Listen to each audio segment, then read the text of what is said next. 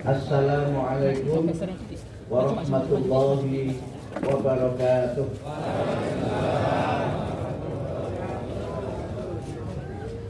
Alhamdulillah alladzi akramana bitauhidi wa dinil Islam.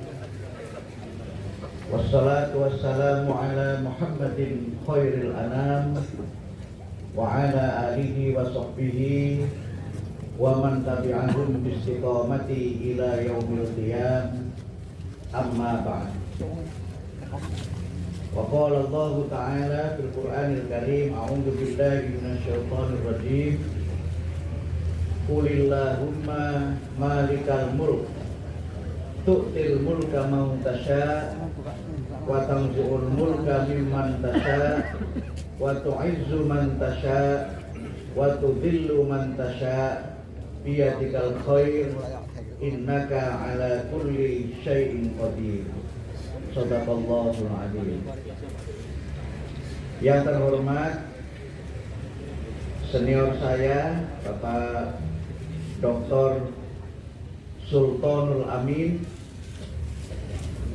Wakil Ketua Pimpinan Wilayah Muhammadiyah Jawa Timur, Bapak Ketua Pimpinan Daerah Muhammadiyah Sidoarjo, Profesor Milal, beserta seluruh jajaran PDM Sidoarjo, sahabat saya seperjuangan Mas Imam Sugiri.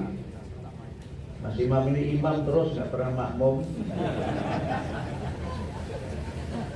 Beliau ini waktu saya Ketua Umum PP Pemuda Muhammadiyah, Mas Imam ini Ketua PW Pemuda Muhammadiyah Jawa Timur. Bapak Ketua Cabang Muhammadiyah Tulangan, yang tadi sambutannya luar biasa. Sambutannya seperti dari lubuk hati yang paling dalam, luar biasa. Bapak-bapak dan ibu-ibu jamaah pengajian Masjid Al-Mukhlisin, alhamdulillah tadi sudah saya tanda tangani prasastinya. Ada bersama kita juga Bapak dari Kapolsek atau Kapolres, Bapak? Kapolsek, alhamdulillah beliau bersama kita juga. Dan singkatnya seluruh hadirin wal hadirat rahimakumullah. Pertama-tama marilah kita bersyukur atas nikmat Allah yang terlimpahkan kepada kita, terutama nikmat iman, Islam, dan sehat walafiat. Alhamdulillah Allah masih memberikan kepada kita rahmat, hidayah, taufik, dan inayahnya sehingga bisa hadir di majelis pengajian ini dengan penuh semangat. Saya lihat ini semua kursinya sudah terisi, mungkin juga ada jamaah yang duduk di kursi dan ada jamaah yang lesehan. Mudah-mudahan hadir kita di majelis ini mendapatkan rahmat dan ridho dari Allah Subhanahu wa Ta'ala. Saya akan menyampaikan, karena ini namanya kajian, jadi harus ada ngajinya. Yang pertama, tadi saya membaca firman Allah dalam surah Ali Imran ayat yang ke-26. Surat ini Ali Imran, boten Al Imran ya. Karena sering saya dengar surat Al Imran, padahal itu Ali Imran atau sipun keluarganipun Pak Imran. Kenapa Pak Imran sampai menjadi nama surat? Nah, nanti yang menjelaskan Pak Sultan atau Pak Ketua PDN. Surat Ali Imran ayat 26. Yang kalau kita membaca hadis-hadis Nabi, ini termasuk ayat yang kita dianjurkan untuk membacanya dalam zikir ba'da sholat. Termasuk ayat-ayat yang kita dianjurkan untuk membaca tentu saja dengan mengetahui artinya. Allah berfirman, kalau kita baca dengan tidak wasol. Kul Allahumma malikal mulk. Kalau dibaca wasol, kulillahumma malikal mulk. Tu'til mulka man tasha wa tanzi'ul mulka mimman tasha wa tu'izzu man tasha wa tudhillu man tasha biyadikal khair innaka ala kulli syai'in qadir. Kadang ditambahi ayat yang berikutnya, tulijul laila fin nahari, dan seterusnya sampai rampung ini. Makanya saya baca terus dan ini malah pikir terus. Kalau kita baca di dalam beberapa kitab tafsir, ayat ini diturunkan ketika Rasulullah Muhammad sedang berpidato. Beliau berpidato menyampaikan kepada para sahabat bahwa setelah umat Islam mengalahkan, ada yang menyebut mengalahkan Raja Persia, nanti akan mengalahkan Raja Romawi. Kita tahu pada saat itu dua kerajaan ini memang dua kerajaan yang keduanya itu saling berseteru, tapi menjadi puncak imperium kerajaan pada waktu itu. Persia itu wilayah Iran sekarang ini, kemudian Bizantium itu kerajaan Romawi, tapi Bizantium itu kemudian berubah menjadi Konstantinopel, kemudian sekarang berubah menjadi Istanbul. Ini ceritanya panjang, nanti juga tugasnya Pak Sultan yang menjelaskan ini. Ketika setelah mengalahkan itu, Rasulullah berpidato bahwa nanti kita akan kalahkan Romawi. Nah, mendengar pidato Rasulullah itu, orang-orang Yahudi, orang-orang kafir Quraisy itu mengkritik Nabi Muhammad. Muhammad ini haus kekuasaan. Muhammad ini pengen berkuasa terus. Akhirnya kemudian Allah menurunkan ayat ini. Gak usah khawatir dikritik Muhammad, gak usah khawatir kamu disalah-salahkan. Pada waktunya juga kamu akan menguasai dua kerajaan. Ya, kemudian turun ayat Kul, katakan Muhammad kepada mereka dengan ayat ini, Allahumma malikal mulk. Allah adalah Tuhan yang menguasai semua kerajaan. Allah adalah, kalau kita baca dalam surah Al-Mulk, surah yang ke-67, biyadihil mulk. Tabarakalladzi biyadihil mulku wa huwa ala kulli syai'in qadir. Maha suci Allah yang di tangannya lah semua kerajaan, dan Allah itu maha kuasa atas segala sesuatu. Allah itu malikal mulk, yang menguasai semua kerajaan. Lalu Allah sebagai penguasa semua kerajaan itu apa yang dilakukan? Tu'til mulka man tasha. Allah itu berkuasa memberikan kekuasaan kepada siapapun yang dikehendaki oleh Allah.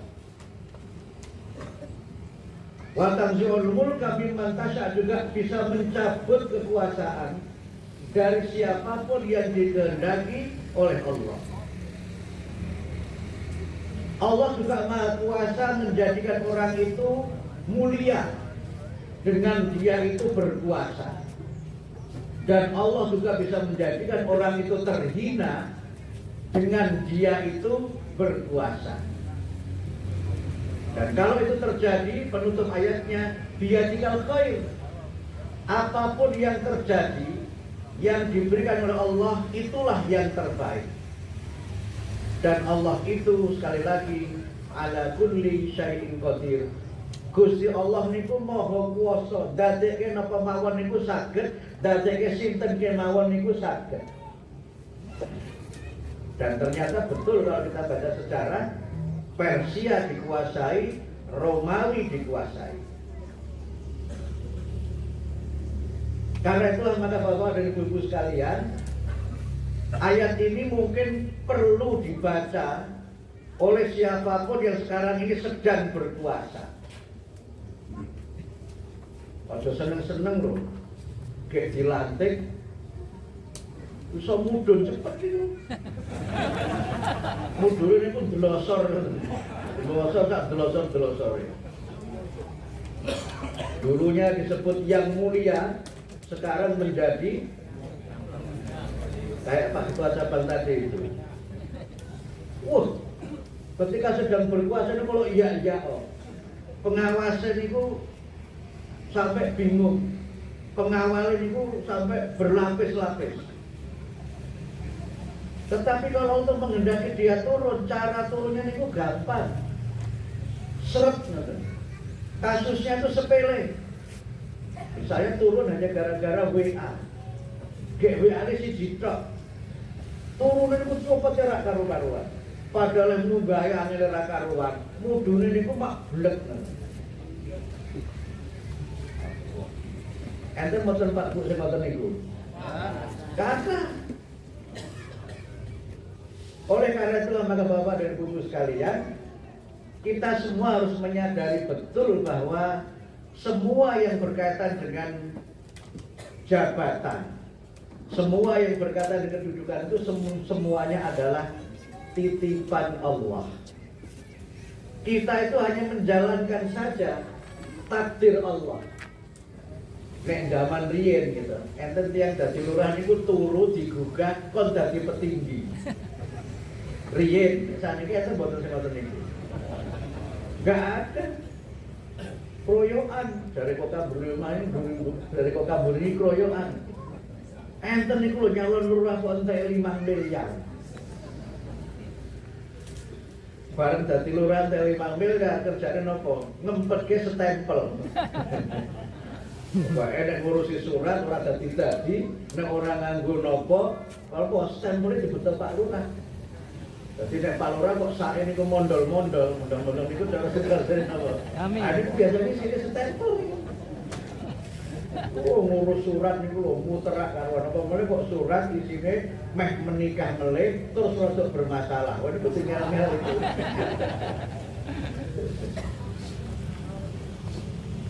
Ada orang yang di pejabat itu merasa bangga kalau bisa mempersulit orang lain. Karena dia berpendapat menjadi orang penting itu kalau bisa membuat orang itu mundur kepada dia. Nah, kalau orang menjadi pejabat kok seperti itu, niku biasanya mudune niku. Terbukti Pak Bu mudune. Ngoten niku lah pokoknya gitu. Oleh karena itu maka semua kita harus menyadari bahwa semua yang namanya jabatan, kedudukan, pangkat dan sebagainya itu hanyalah hiasan saja. Saya ini tadi disebut profesor doktor. Oleh Pak Ketua Cabang disebut saya itu Buya. Padahal namanya saya itu buaya.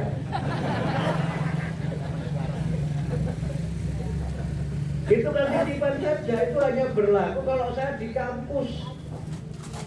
Dan terutama berlaku kalau dapat gaji. Nek numpak angkot niku pun mboten kanggo. Kalau nek numpak angkot niku, sopir angkot niku Pak, Bapak sing ya pakai baju biru, geser dong Pak. Gak ngerti ya, suruh geser itu profesor.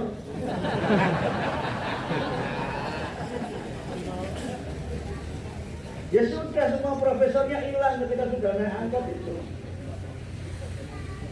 Kalau saya sudah naik kendaraan online, ojek online, saya termasuk pelanggannya itu. Gak tahu tuh yang jemput saya itu siapa tuh, gak tahu kalau itu Sekum PP Muhammadiyah. Yang anggotanya itu berjuta-juta tuh gak ngerti. Ojolnya tuh gak ngerti. Dan hilang semua jabatan itu. Apakah Bapak Ibu naik ojol terus nyayur, saya ini Sekum PP Muhammadiyah. Biarpun Sekum ya mudune banyak.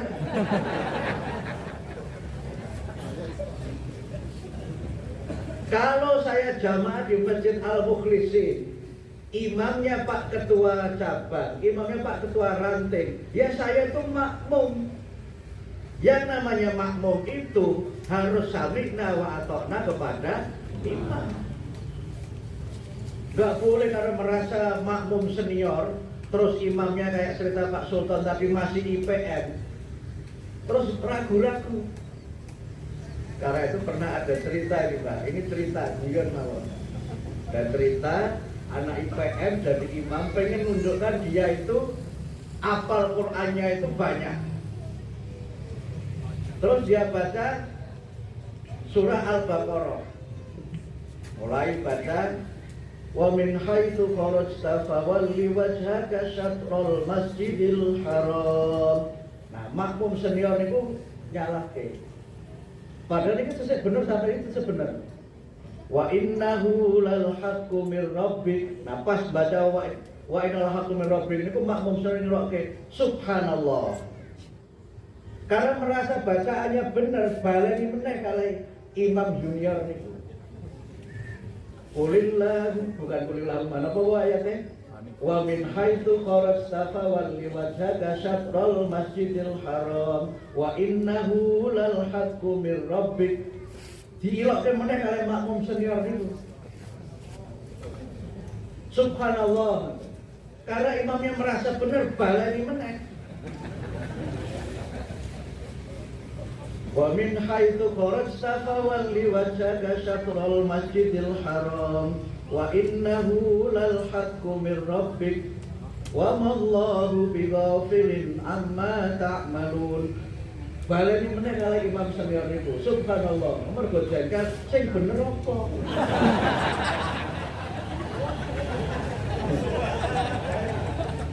Lah kalau baca ayatnya salah, bukan subhanallah. Kalau baca ayatnya dianggap salah, elok kene napa? Dibacakan. Ya sing bener apa niku? Aku subhanallah terus. Rumangsa senior jebule ora ngerti. Nah, imam junior itu memulai dari situ karena memang kemudian ada yang berikutnya. Wa min haitsu kharajta fawalli wajhaka syatral masjidil haram wa haitsu ma kuntum fawallu wujuhakum syatrah. Menurut imam senior ayatnya yang itu. Padahal itu berurutan, mulainya hampir sama. Nah, mulai nek makmum iku merasa senior terus ngoreksi imam sing junior ora oleh. Karena itu imam itu walaupun salah kita harus ikut. Kalau nanti makmuman kalau simbah kula kayak kampung niku kan pun rodok pikun-pikun ngoten Pak Sultan. Niku zuhuran niku keliru 3 rakaat pun jalengke. Subhanallah tetap salah. Lah kita kan ngajinya belum ngerti kan, tambah meneh kan kurang 1 rakaat. Tambah kula niku bingung. Lho kok do nambahi meneh? Apa modho kere kawite bareng kok barine rampunge ora bareng. Anek ngeten iki sing bener napa? Oleh karena itu maka Bapak sekalian, kita itu bisa punya jabatan apa saja, tapi pada saat tertentu jabatan, gelar dan sebagainya itu nanti semuanya akan menjadi tidak kita miliki. Oleh karena itulah maka berkaitan dengan berbagai macam persoalan kebangsaan, jabatan dan sebagainya itu kita lihat di dalam sejarah. Yang namanya jabatan itu kan mulai muncul dan mulai menjadi hasanah dalam sejarah Islam itu setelah Rasulullah Muhammad itu wafat. Pada zaman Rasulullah Muhammad itu nggak ada istilah raja di kalangan masyarakat Islam, itu nggak ada istilah raja, nggak ada istilah sultan, itu nggak ada. Baru setelah Rasulullah Muhammad wafat, beliau sebagai kepala negara Madinah, disitulah mulai muncul perdebatan politik soal jabatan. Dan kalau kita baca di dalam Tarikh Tabari, pelanggaran pertama para sahabat Nabi terhadap hadis Nabi itu justru terjadi karena masalah politik. Karena ketika Rasulullah Muhammad wafat itu, para sahabat tidak langsung ngurus jenazah beliau itu, tapi malah ngurusi sing ganti sapa. Sing ganti sapa? Terus yang kedua, kriteria penggantinya seperti apa? Disitulah mulai muncul perdebatan-perdebatan politik yang sampai sekarang masih saja kita warisi. Singkatnya ada dua kelompok. Kelompok pertama mengatakan yang paling berhak mengganti adalah yang berasal dari keluarga Nabi. Yang kedua berpendapat siapa saja walaupun tidak keluarga Nabi, tapi dia memiliki kemampuan sebagai pemimpin dan dia disepakati oleh umat Islam sebagai pemimpin, maka dialah yang menjadi pemimpin. Sebenarnya Rasul tidak diurusi, yang diurusi siapa penggantinya. Akhirnya kemudian muncullah kubu politik yang pendapat pertama itu mendukung Ali bin Abi Thalib karena Ali berasal dari keluarga Nabi, bukan keturunan Nabi ya, ini jangan keliru, keluarga Nabi. Kemudian kelompok ini yang oleh para pengikutnya dan oleh para ahli disebut sebagai Syiah, artinya orang yang mengikuti, walaupun aslinya sebenarnya Syiah itu pengertiannya adalah orang yang mengikuti pemimpin, itu namanya Syiah. Orang yang memecah-mecah orang menjadi banyak kelompok, itu juga masing-masing punya pemimpin.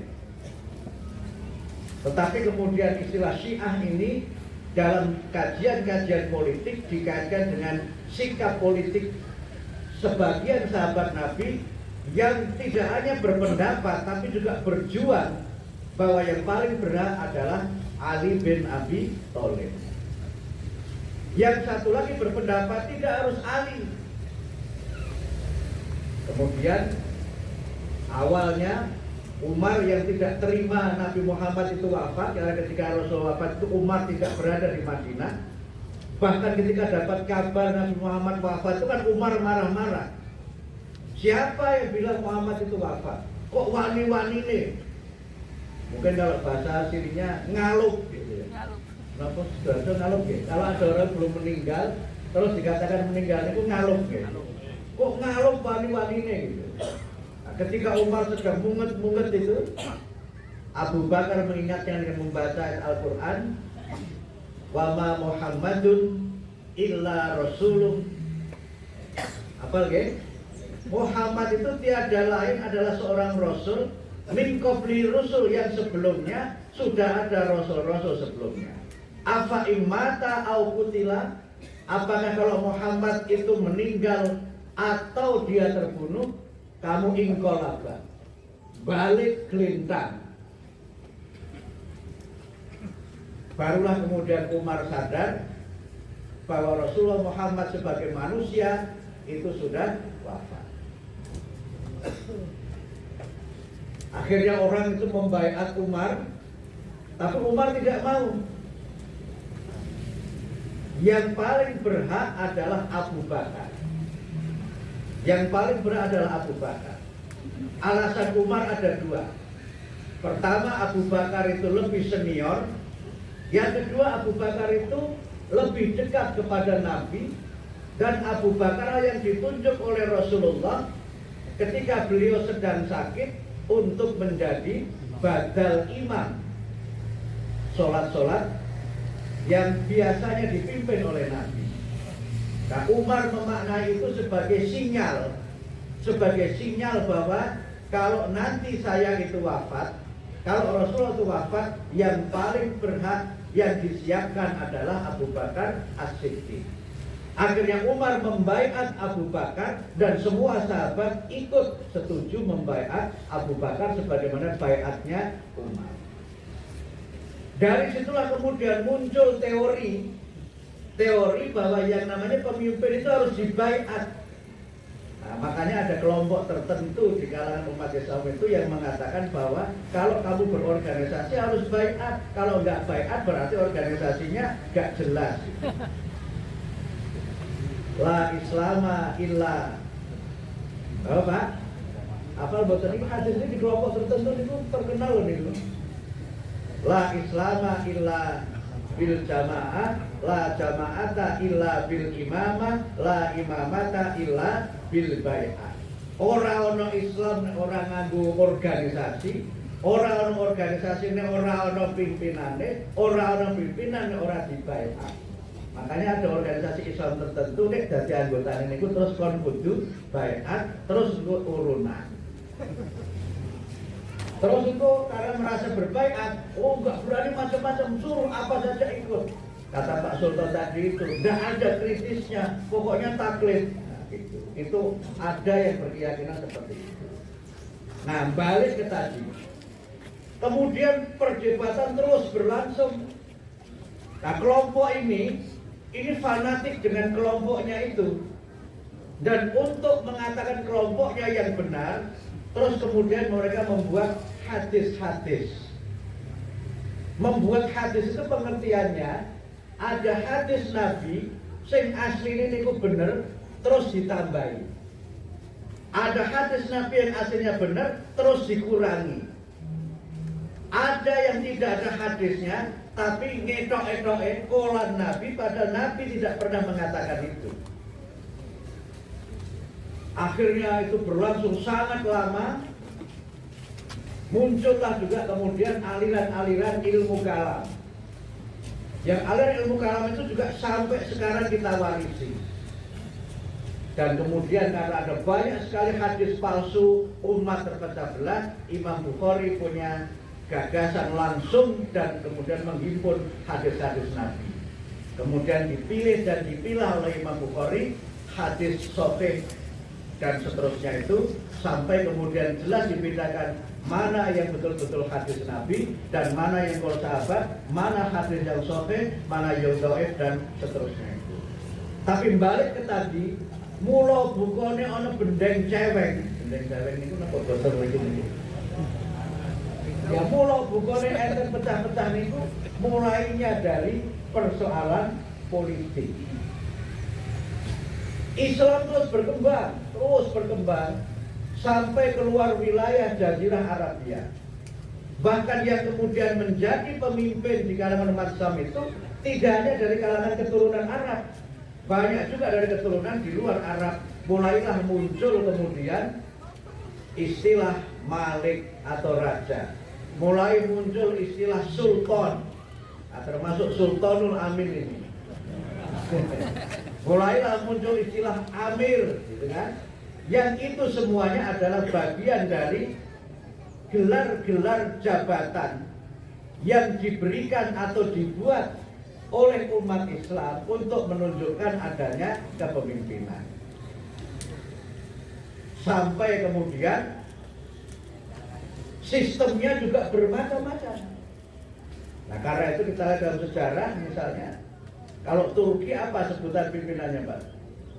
Bukan khalifah kan, tetapi sultan, termasuk Sultan Mahmud Al-Fatih yang menyerang Konstantinopel hanya dalam serangan satu malam lewat Selat Bosforus.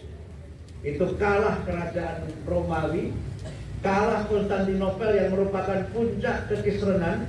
Karena Konstantinopel itu diambil dari nama Raja Konstantin yang merubah simbol-simbol Kristen, termasuk bikin salib, termasuk mengatakan ada paus, ada orang suci itu yang mula bukon ini pun namanya Konstantin. Oleh Sultan Mahmud Al-Fatih, namanya aslinya itu Mahmud, tapi disebut Al-Fatih karena dia yang menaklukkan. Tapi karena orang Barat itu tidak bisa bilang Mahmud, disebutnya Mehmet. Mahmud jadi Mehmet, mergo Mehmet juga ora iso, terus jadine Mehmet. Lho Mahmud kok jadi Mehmet? Iku mergo ora tau ngaji lagi. Namanya Ahmad jadinya Ahmad. Makanya kalau di Betawi itu ada orang namanya Ahmad, itu ternyata aslinya itu adalah Ahmad. Mergo ora tau ngaji jadine Ahmad. Makanya pernah ada orang Bali kawin sama orang Betawi, duwe anak terus rebutan ngei jeneng. Oh, bapaknya ngeyel karena ini Betawi, jadi harus diberi nama Betawi. Akhirnya perkara anaknya itu bongsor kan, karena Mbak Yuni teko, ih gede amat, jadilah dia namanya ih gede amat. Oke, sering kok ya gampang. Ih gede amat. Nah, Bapak Ibu sekalian, karena itulah maka kemudian berbagai macam bentuk politik itu ada sebagai bagian dari sejarah. Sehingga di dalam Islam itu sebenarnya tidak ada bentuk yang baku dalam konteks bentuk negara, itu tidak ada. Mau pakai kerajaan juga silahkan, mau pakai republik juga silahkan, mau pakai bentuk-bentuk yang lain, federal juga silahkan. Tapi yang penting di situ harus ada nilai-nilai yang menjadi dasar dalam penyelenggaraan suatu pemerintahan. Kita sekarang bisa berdebat, apakah kerajaan Arab Saudi itu salah? Saya kira tidak. Sekarang Turki menyebut dirinya republik, apakah di republik itu salah? Menurut saya enggak juga. Karena bentuk politik itu adalah bagian dari kesepakatan, bagian dari perjanjian. Kalau teori sosiologinya menyebut kontrak sosial, negaranya awake iki dijenenge apa, itu yang menjadi kesepakatan. Gak ada bentuknya. Bahkan ketika para pemimpin menyebut dirinya khalifah setelah wafatnya Rasulullah seperti Bani Umayyah, Bani Abbasiyah itu, menurut para ahli politik, walaupun mereka menyebut dirinya khalifah, tapi sesungguhnya mereka itu sudah menjadi kerajaan atau mamlakah. Ciri-cirinya apa? Pemimpinnya turun-temurun menurut silsilah, menurut hubungan darah. Makanya dalam dunia politik itu ada orang yang untuk dapat jabatan dia harus menumpahkan darah. Ada yang untuk dapat jabatan dia harus berdarah-darah. Ada yang untuk dapat jabatan cuma modal hubungan darah. Niku yang terjadi niku. Makanya sekarang orang berebut silsilah. Berebut silsilah karena apa? Nek cara almarhum Mas Muslim niku rebutan sperma. Nah kalau di Muhammadiyah nggak ada begitu. Sehingga walaupun Umayyah menyebut dirinya itu khalifah, sejatinya dia sudah raja. Karena yang mengganti itu anaknya, seterusnya. Nah, bahkan kalau kita baca di dalam Sunan Abu Dawud, itu disebutkan setelah wafatnya Khulafaur Rasyidun, itu nggak ada lagi khalifah. Yang ada adalah mamlakah atau kerajaan-kerajaan. Sehingga kekhalifahan Islam itu ya hanya ada 40 tahun setelah wafatnya Rasulullah. Setelah itu, walaupun dia menyebut dirinya khalifah, tapi sesungguhnya dia itu tidak berhak disebut sebagai khalifah. Walaupun Imam Syafi'i berpendapat salah satu di antara yang menurut Imam Syafi'i juga masuk khalifah adalah Umar ibnu Abdul Aziz. Saya ingin masuk sedikit ke Umar ibnu Abdul Aziz ini untuk menegaskan Ali Imran 26 tadi itu. Umar ibnu Abdul Aziz itu menjadi khalifah dalam dinasti Bani Umayyah itu umurnya masih muda, 37 tahun. Mungkin lebih tuaan dikit dari Mas Gibran. 37 tahun. Dan beliau ini terahnya itu tidak terah langsung, tapi terah nyamping karena ponaan. Hubungannya itu ponaan, tidak terah langsung. Dan beliau itu menjadi khalifah karena diminta, tapi tetap dari kalangan Bani Umayyah. Beliau menjadi khalifah itu hanya 2,5 tahun. 2,5 tahun saja menjadi khalifah. Orang suwe-suwe dan tidak minta tambahan 2,5 tahun juga. Hanya 2,5 tahun, benar-benar 2,5 tahun. Tetapi jejak politiknya, legasinya, kemuliaannya itu masih dirasakan sampai sekarang. Jadi untuk seorang pemimpin itu menjadi mulia, tu'izzu man tasya, itu tidak harus lama. Tapi untuk orang itu menjadi terhina, tudhilu matasa, dia bisa memimpin lama puluhan tahun, tetapi hinanya itu ora rampung-rampung.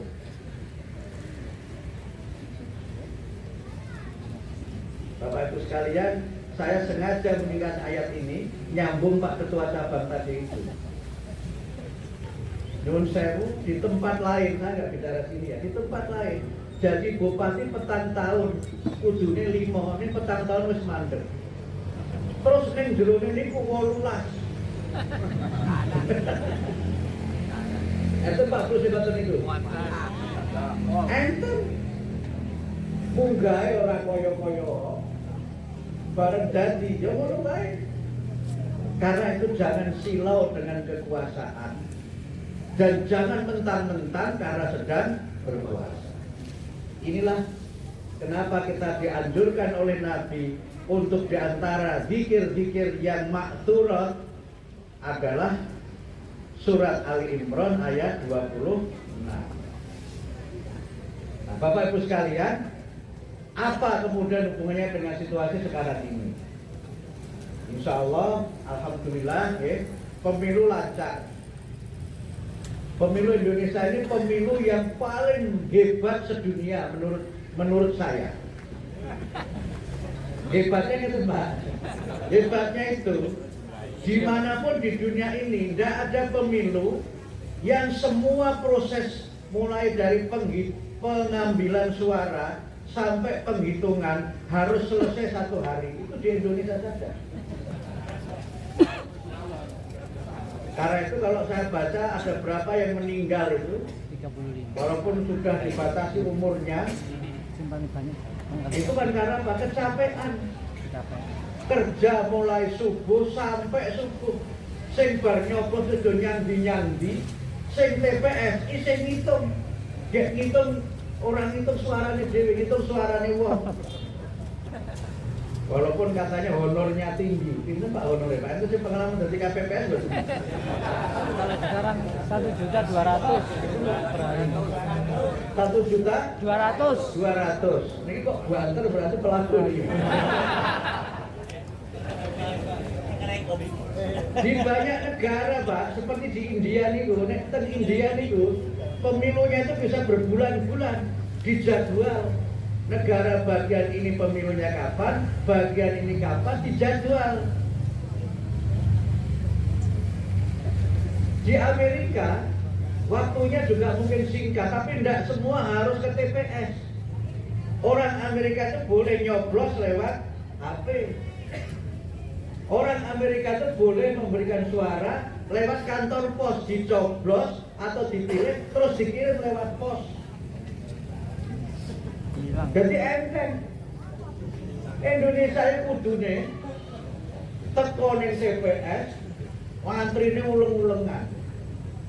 Kula niku lho walaupun sekretaris umum PP ngantri 1,5 jam. Gak ada istilah monggo Pak Mutir, gak ada. Apalagi juga profesor, walaupun waktu dipanggil ya dipanggil profesor. Profesor Abdul Mukti kan bangga TPS-nya. Karena apa? Ada pemilihnya di TPS itu yang profesor gitu. Kemudian setelah itu diajak foto sama petugas TPS-nya, kemudian diupload juga itu. Gak apa-apa juga, menyenangkan orang kan pahala. Sangat kompleks, pemilihnya 205 juta. Itu paling kompleks di dunia.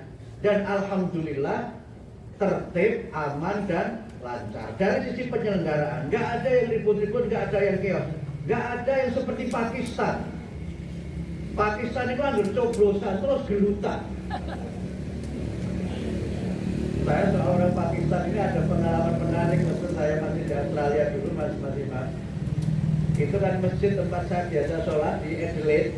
Itu kan termasuk masjid yang warisan sejarah karena usianya sudah di atas 100 tahun. Masjid itu dibangun orang-orang Afghanistan, sehingga sebagian sejarawan Australia itu mengatakan Islam masuk ke Australia itu dibawa orang Afghanistan. Tapi yang benar itu Islam masuk ke Australia itu dibawa orang Sulawesi Selatan. Para nelayan-nelayan itu kan rutin mencari tripan sampai mendarat di Darwin. kemudian berdiam di daring beberapa saat lamanya, menunggu cuacanya baik, kemudian baru melaut lagi. Jadi yang benar itu Islam masuk ke Australia itu yang bawa orang Indonesia, orang dari Sulawesi Selatan. Tapi balik ke tema tadi itu, masjidnya dibangun terus rebutan jadi ketua panitia antara orang Pakistan dengan orang Bosnia.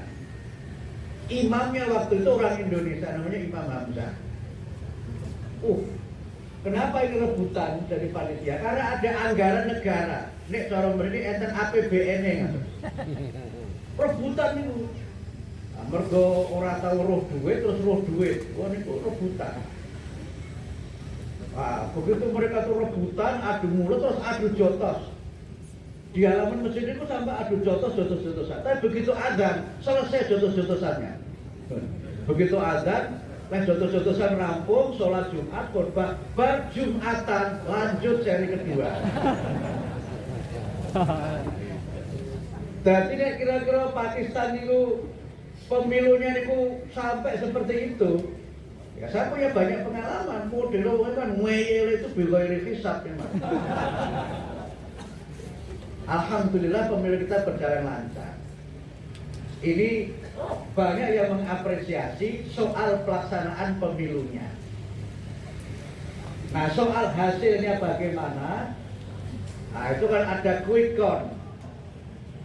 Tapi juga ada yang katanya hitung manual oleh KPU. Ada yang meragukan quick count. Kayaknya Pak Ketua Cabang itu agak ragu juga dengan quick count itu. Ada yang bercanda katanya quick count itu hisab.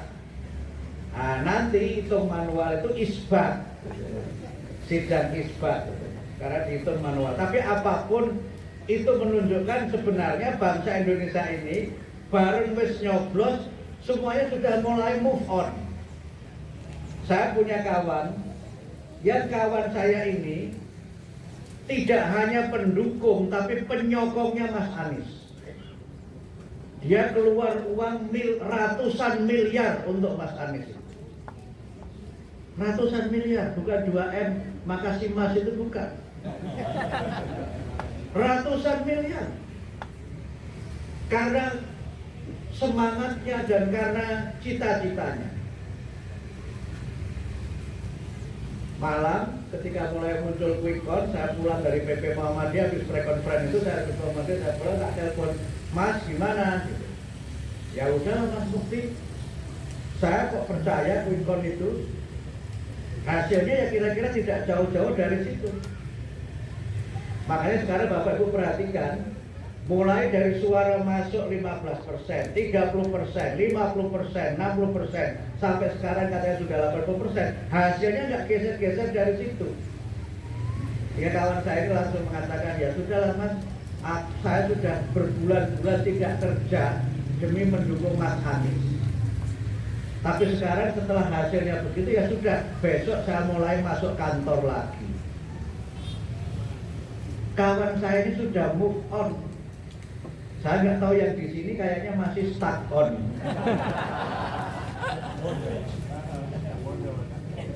Ya monggo saja terserah.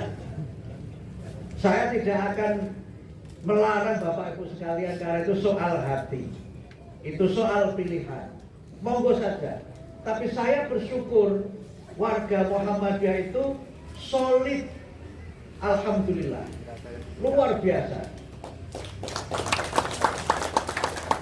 Dan kemudian sebagian mulai seperti Pak Ketua Cabang tadi, mulai mengambil hikmah. Nek koyon ini hasilnya terus mengkopiye. Itu saya kira tuktil hikmah itu, mengambil hikmah. Wes ora usah gresulo. Penganane ngene meh piye meneh. Karena itu sekarang saatnya lah kita tuh cooling down. Nah, kalau istilah itu sih Pak Polisi paling seneng itu cooling down. Adem lah cooling down. Kalau sudah cooling down itu ngadem, bar panas, terus ning ruangan AC itu kan cooling down ya gitu rasanya. Sekarang saatnya kita slow down. Slow down. Pun udah jadi alon-alon slow down. Wes ora usah kaya wingi meneh. Ya amin kenceng-kenceng ya wis oleh gitu. Nek ora usah kenceng-kenceng kaya wingi ora bakal nyoblos meneh. Tetapi jangan godon.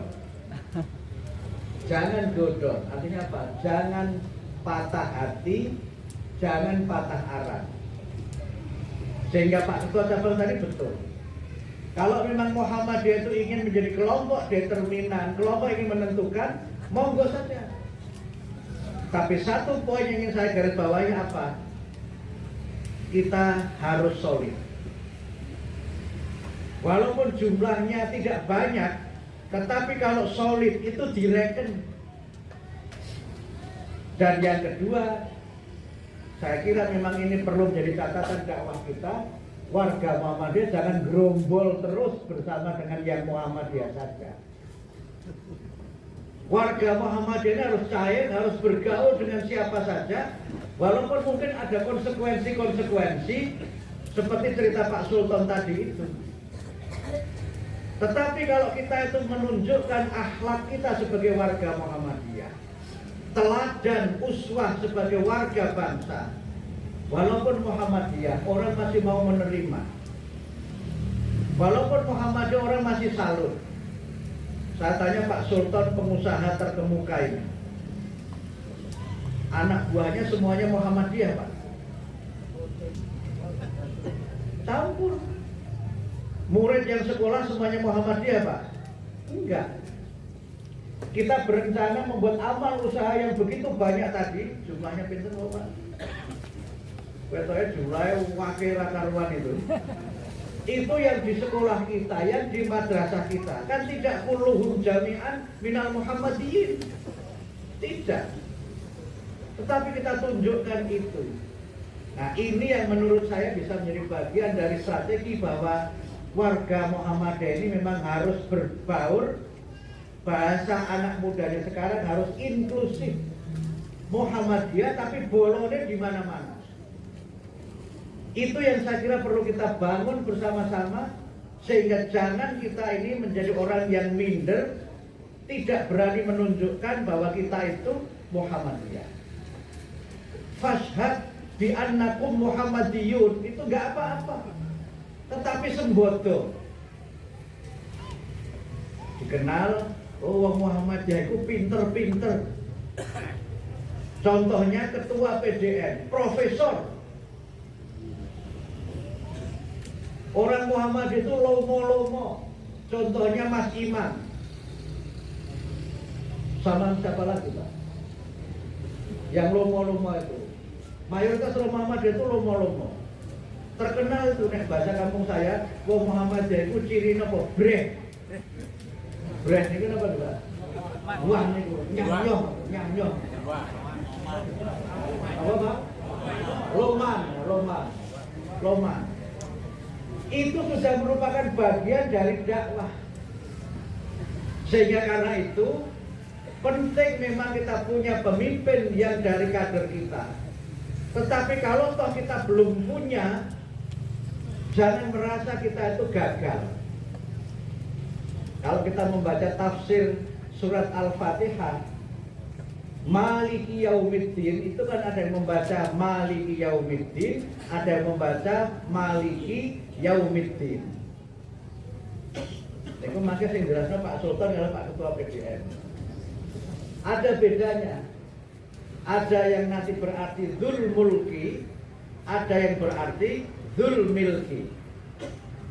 Kalau Dzul Mulki itu dia memang menjadi pejabat,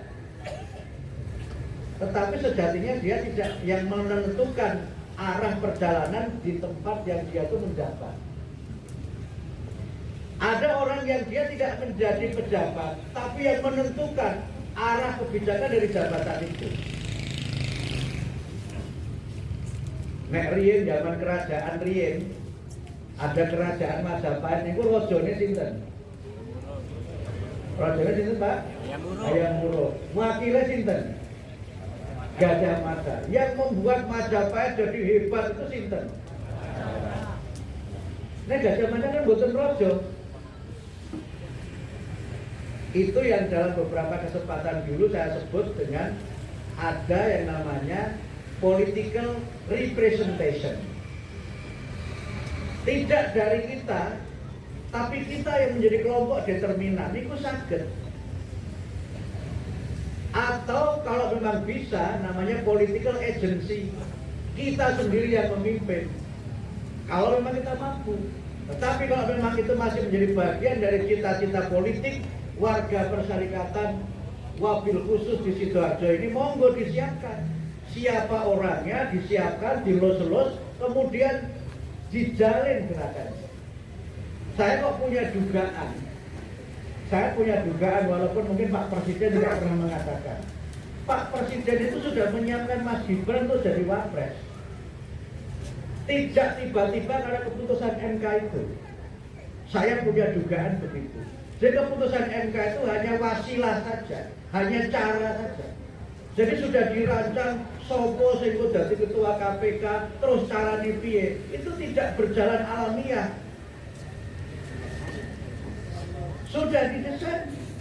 Jadi tidak ada ceritanya wong dadi terus turu digugah terus dadi bupati, itu tidak ada lagi. Disiapkan secara jangka panjang, tetapi menyiapkannya orang mungkin tidak tahu. Nah, problemnya orang Muhammadiyah itu karena banyak orang pinter biasa mulai, strateginya dijelaskan. Wong strategi kok dijelaskan? Coba nih jenengan perhatikan pertandingan sepak bola itu. Apa pernah yang namanya pelatih menjelaskan strategi begini? Kan enggak. Paling dia menyebut nanti kita pakai formula 4-4-3 atau lagi 4-4-3. Terus nanti kita pakai strategi menyerang. Paling kan begitu yang dia sebutkan. Neng carane piye? Enggak bakal dibuka nek carane kok dikandani. Ayo dipotong. Nah, orang Muhammadiyah itu nyuwun sewu, karena kebanyakan itu para guru, para ustadz, para profesor, sampai strateginya pun itu dikandani. Akhirnya gimana? Nah, tapi ini sekedar cerita saja. Tapi bahwa kita harus hadir sebagai bagian dari bangsa Indonesia, ikut menentukan masa depan bangsa, itu harus. Bahkan kalau kita baca Muqaddimah Anggaran Dasar Muhammadiyah, pada penutupnya kenapa kita itu amar ma'ruf nahi munkar, penutupnya adalah agar Indonesia ini menjadi baldatun thayyibatun wa rabbun ghafur. Dados amar ma'ruf nahi munkar itu tidak berhenti pada qala wakila seperti ceramah saya sekarang ini, tapi ada ujungnya, yaitu untuk Indonesia yang kita hidup di dalamnya, supaya menjadi negara yang baldatun thayyibatun wa rabbun ghafur. Karena itu maka warga Muhammadiyah di dalam berdakwah itu memang harus ada orientasi keislaman, itu harus, karena kita gerakan Islam. Tapi juga harus ada orientasi kemasyarakatan, karena kita bermasyarakat. Tapi juga ada harus orientasi kebangsaan dan kenegaraan. Nah, untuk kita masuk pada wilayah kebangsaan dan kenegaraan, kita hidup dalam masyarakat yang berbeda-beda pilihan politiknya, bahkan juga beda-beda agamanya, beda-beda organisasinya, tapi kita ingin bagaimana Muhammadiyah menjadi khairul ummah, menjadi yang terbaik, menjadi ummatan wasaton. Ummatan wasaton itu kalau saya baca dalam tafsir, pengertiannya adalah umat yang akhyar, yang terbaik, dan umat yang ajwa. Ada yang menggunakan kata-kata ajwa. Biasanya kan kita pakai ajwad ini kan kalau ngaji kan, tajwid itu kan artinya membaguskan, ajwad itu yang paling baik kita membacanya. Sehingga karena itu kalau kita memaknai ummatan wasaton litakunu syuhada 'alan nas, itu artinya apa? Kita menjadi yang terbaik dan kemudian kita bisa dibuktikan oleh semua orang, empirical observable, bahwa kita adalah yang terbaik. Kalau itu yang kita lakukan, insya Allah walaupun orang belum bisa menerima Muhammadiyah, tapi mungkin mau mendukung yang dari Muhammadiyah.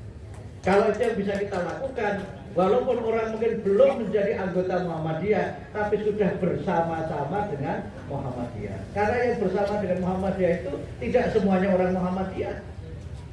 Banyak saudara-saudara kita dari Nahdiyin yang bersama-sama dengan kita. Bahkan di Indonesia Timur, saya dapat informasi ada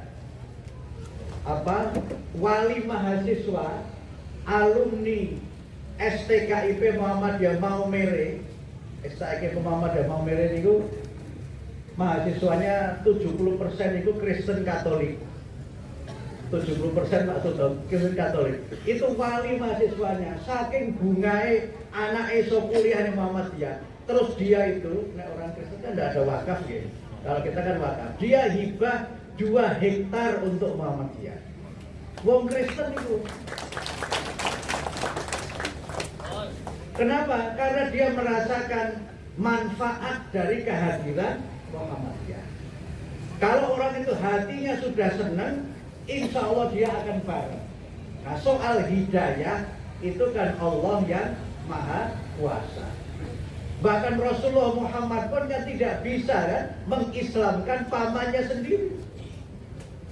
Abu Thalib itu kalau kita baca di dalam beberapa penjelasan tafsir, itu kan ketika wafat itu belum masuk Islam. Jadi ketika Abu Thalib itu wafat, Rasulullah itu sedihnya double. Pertama sedih karena Abu Thalib ini yang sangat mendukung dakwah beliau. Kalau orang kafir Quraisy itu mentang-mentang kepada Nabi Muhammad, yang pasang badan itu Abu Thalib. Tetapi Abu Thalib wafat, sedih luar biasa, tambah sedih ketika Abu Thalib ternyata juga belum syahadat. Sehingga turunlah ayat apa Pak?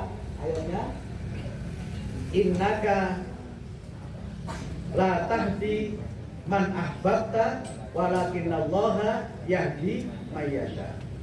Kamu tidak bisa memberikan hidayah kepada orang yang sangat kamu cintai sekalipun. Karena yang bisa memberikan hidayah itu adalah Allah. Tetapi sebab orang mendapatkan hidayah, walaupun itu adalah kekuasaan Allah, harus kita buka sebanyak-banyaknya sehingga orang itu bisa mendapatkan hidayah. Nah, sebab untuk orang mendapatkan hidayah inilah yang kita lakukan dengan kita ini berdakwah. Jadi masuk Islamnya itu bukan karena ditakut-takuti. Masuk Islamnya itu bukan karena ditawari ini itu yang sifatnya materi, tapi masuk Islamnya karena pintu-pintu hidayah itu kita buka untuk dia, termasuk mungkin pintu hidayahnya adalah kita berbuat yang terbaik kepada sesama umat manusia. Karena itu cara Allah memberikan hidayah itu kan beda. Umar itu dapat hidayahnya kan dari dia mendengar bacaan Al-Quran. Saya punya kawan namanya Bilal Cleland, Pak Sultan. Namanya Bilal Cleland. Cleland itu nama Australianya, nama aslinya. Saya kenal dia dulu ketua organisasi Islam Australia, namanya Australian Muslim Council.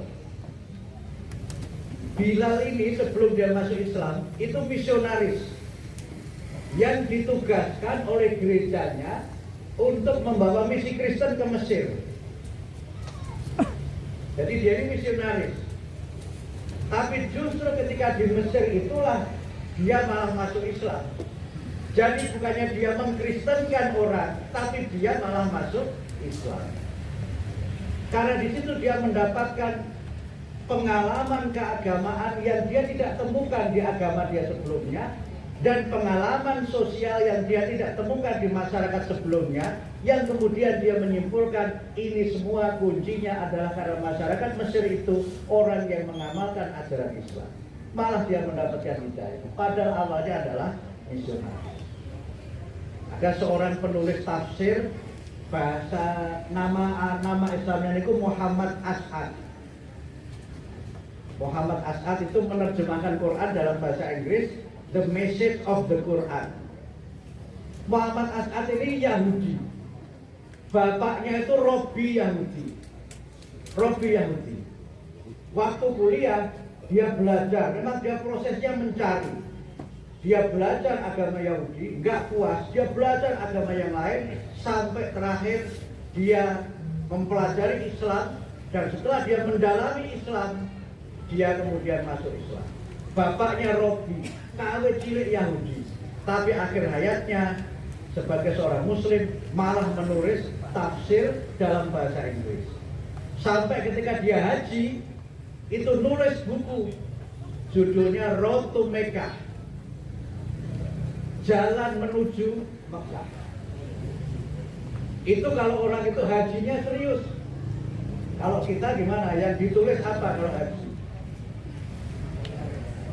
Oleh-oleh piro, foto nendi. Tapi tidak ada yang bisa kita bagi untuk menginspirasi bagaimana orang itu bisa mendapatkan haji yang mabrur. Oleh karena itu maka menutup pengajian dan kajian pada pagi hari ini, mari kita bersama-sama menjadikan Muhammadiyah ini sebagai rumah kita, dan juga Muhammadiyah ini sebagai tempat di mana kita bersama-sama berjamaah berdakwah. Tapi dakwah dan jamaah Muhammadiyah itu sekali lagi harus kita buka untuk seluas-luasnya. Saya ingin cerita yang terakhir sekali ketika Mas Imam minta saya tanggal ini, itu karena menyesuaikan jadwal saya. Makanya Pak Ketua, mohon maaf kalau jadwalnya agak digeser karena saya baru bisa tanggal ini. Akhir Januari yang lalu saya ke Australia, Pak Sultan, untuk 2 tujuan. Tujuan pertama mencari tanah atau bangunan untuk pengembangan Muhammadiyah Australia College yang kedua. Saya ke Sydney nyari-nyari tanah, nyari-nyari rumah, ketoke kaya wong duwe duit gitu. Untuk Muhammadiyah ini ingin memperluas dakwah di Australia, mendirikan sekolah di negara bagian New South Wales.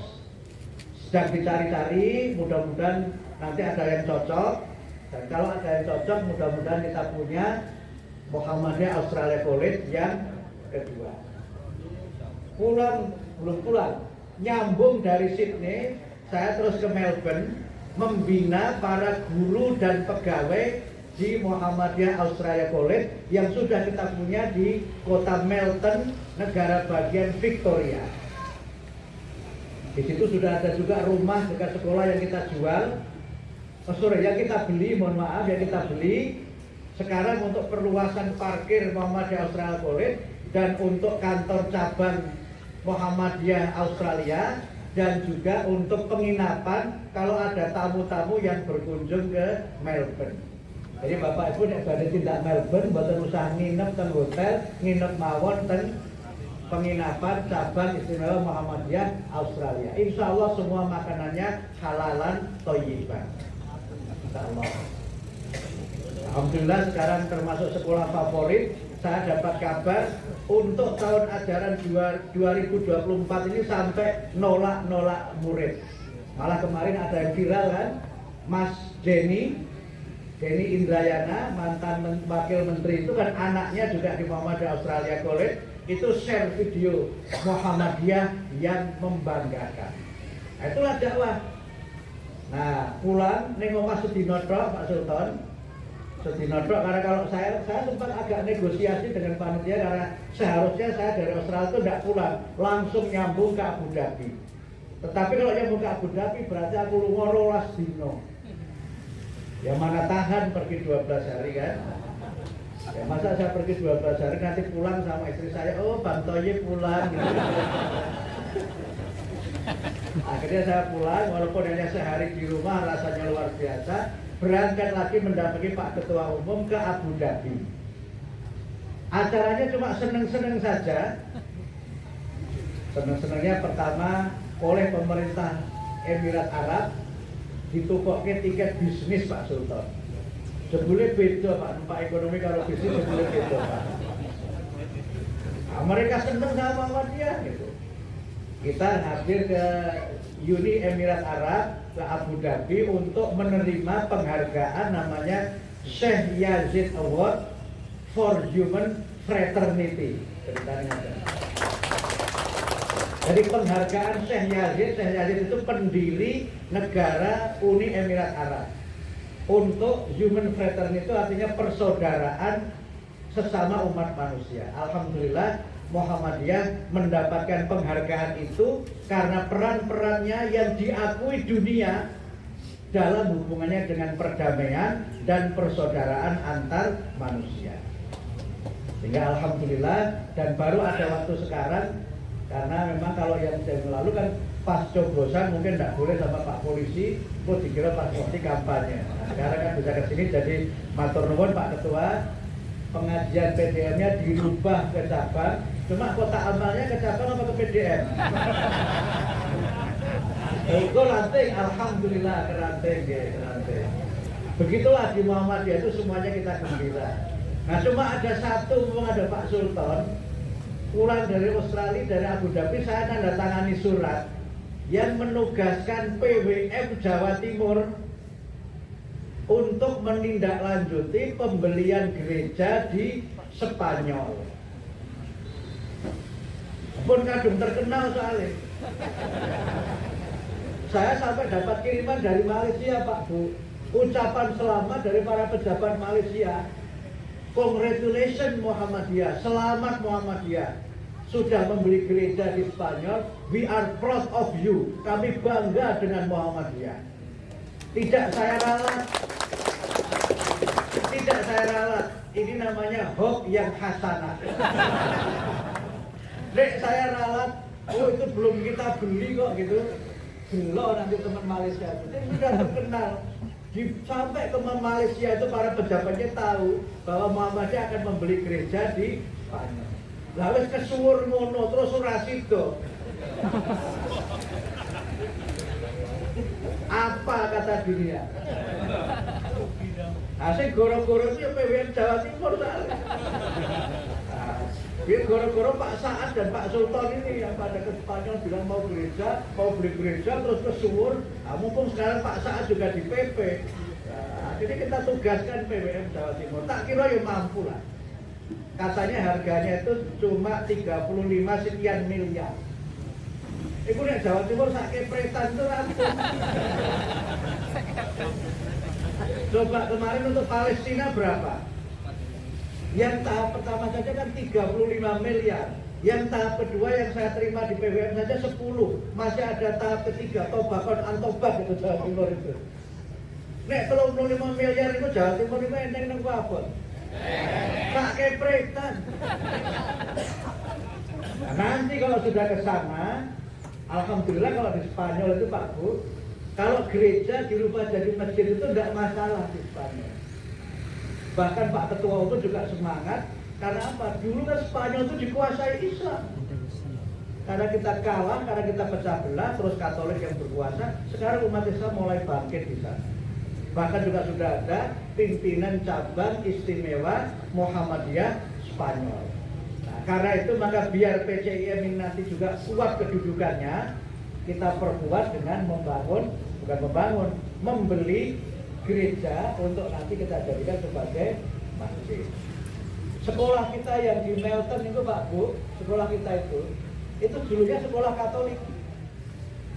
Jadi waktu kita bangun di tanah yang 10 hektar itu nggak jadi, terus kemudian saya tugaskan kepada PCIM tolong beli sekolah supaya kita nggak perlu ngurus izin bangunan, tinggal ngurus izin operasionalnya. Delala ada yang dijual itu Katolik, langsung bayar baik.